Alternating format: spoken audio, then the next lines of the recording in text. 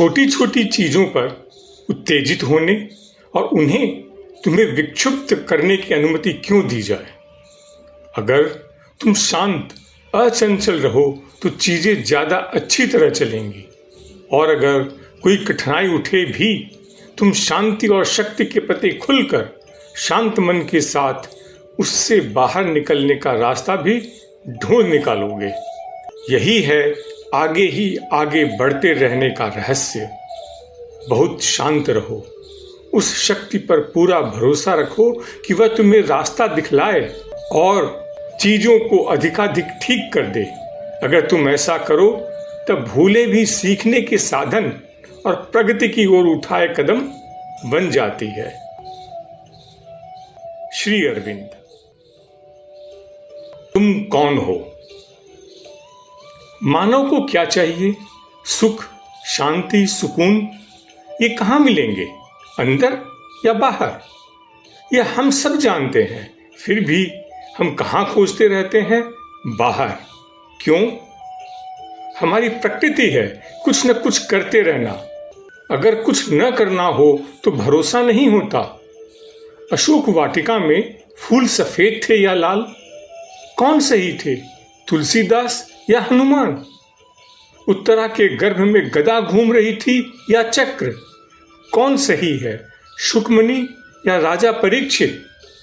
स्थायी निवास कहाँ है, यहाँ है या वहां? तब जाना है या लौटना? ऐसे ही और अनेक प्रश्न हैं जिनके उत्तर हम जानते हैं, लेकिन फिर भी उन पर भरोसा नहीं करते। फलस्वरूप जो चाहते हैं वह नहीं मिलता, और जो मिलता है वह हम चाहते नहीं। एक तरफ है खुशबूदार मीठे फल फूल, और दूसरी तरफ है भयानक जंगल, कांटों खड्डों जंगली पशुओं से भरा। लेकिन दूर से जंगल हरा भरा दिखता है और बगिया ठीक नजर ही नहीं आती। किसी ने बताया भी कि दूर से जंगल दिखेगा, बगिया नहीं दिखेगी। सावधान रहना, बगिया में जाना है, जंगल में नहीं। लेकिन हम क्या करते हैं, और जो करते हैं उसे ही भोगते हैं। अध्यात्म साधना का अर्थ है भीतर की यात्रा। हम बाहर से बहुत परिचित हैं। हमारे जीवन की पूरी यात्रा ही बाहर की ओर हो रही है, और हमारी शिक्षा भी हमें बाहर की ओर ले जाती है, और हमारे अनुसंधान के सारे प्रयत्न भी हमें बाहर ही भटकाते हैं। भीतर की यात्रा करने का कोई अवकाश ही नहीं है। व्यक्ति बाहर में इतना व्यस्त है कि उसे कभी यह सोचने का मौका ही नहीं मिलता कि उसे भीतर की यात्रा भी करनी चाहिए। सच्चाई यह है कि बाहर में जितना है, भीतर उससे बहुत अधिक है। जो भीतर की यात्रा कर लेता है उसे बाहर का सत्य असत्य जैसा प्रतिभाषित होता है, किंतु भीतर की यात्रा करने का अवसर ही जब जीवन में नहीं आता, तब यह जानने को नहीं मिलता कि भीतर में कोई सार है, भीतर कुछ ऐसा है जिसे देखना चाहिए, जानना चाहिए, अनुभव करना चाहिए।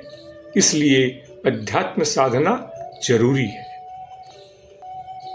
आचार्य महाप्रज्ञ कहते हैं, इसीलिए शिक्षा और शोध के साथ अध्यात्म साधना बहुत जरूरी है।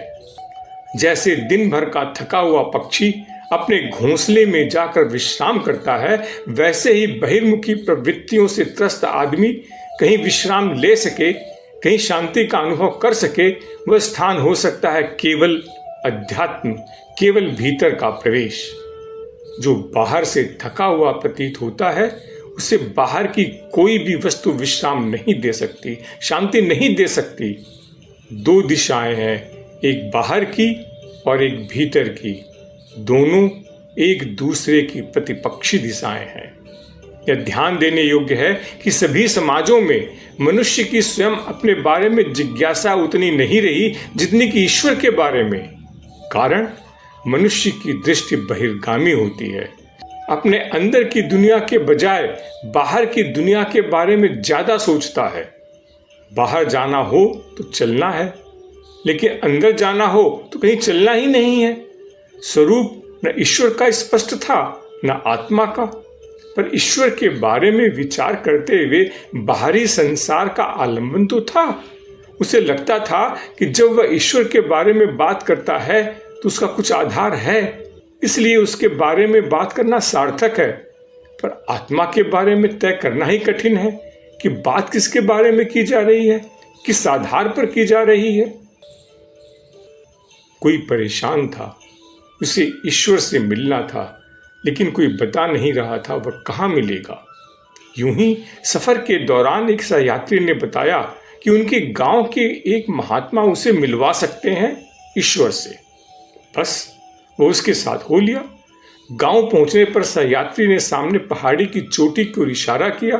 वह आनन फानन में पहाड़ी की चोटी पर पहुंच गया। उसने देखा एक महात्मा ध्यान में बैठे हैं। वह भी उनके सामने इंतजार में बैठ गया। ध्यान से उठने पर महात्मा से कहा, मुझे ईश्वर से मिलना है, क्या आप मिलवा सकते हैं? हाँ, लेकिन आज नहीं। उन्होंने कुछ दिनों के बाद प्रातः ब्रह्म मुहूर्त में आने कहा। वह तैयार होकर पहुंच गया। कुछ समय के ध्यान के बाद महात्मा ने पूछा, तुम कौन हो? ईश्वर को क्या बताऊं? कौन मिलने आया है? उसने अपना नाम बताया। महात्मा ने कहा, यह तो तुम्हारा नाम है, तुम कौन हो? उसने अपना व्यवसाय बताया। यह तो तुम्हारा काम है, तुम कौन हो? मैं मालिक हूं। यह तो तुम्हारा ओहदा है, तुम कौन हो? वह बस इसी मैं और तुम कौन हो के बीच फंसा रह गया। उसके हर उत्तर पर महात्मा वही प्रश्न करते, तुम कौन हो? वह परेशान होने लगा।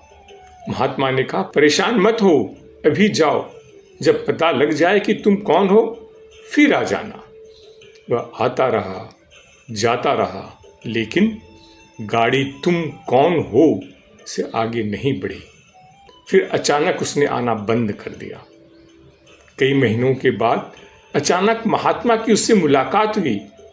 उन्होंने पूछा, तुम आए नहीं? क्या तुम्हें पता नहीं लगा कि तुम कौन हो? वह महात्मा के चरणों में गिर पड़ा और बोला, हाँ महाराज, मैं जान गया कि मैं कौन हूं, इसलिए फिर आपके पास आने की आवश्यकता नहीं रही। अपने को जानना ही अंतर यात्रा है।